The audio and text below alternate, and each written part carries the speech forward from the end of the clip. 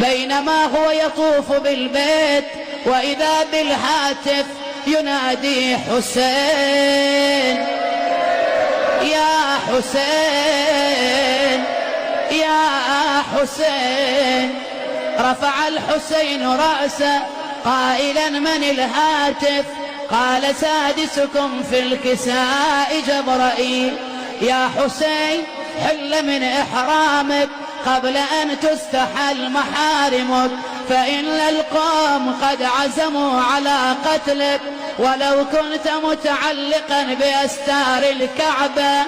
طاف الحسين بالبيت وسعى وحل من إحرامه، ثم أسند ظهره إلى الكعبة بعد أن حمد الله وأثنى عليه وذكر الذي فصلى عليه.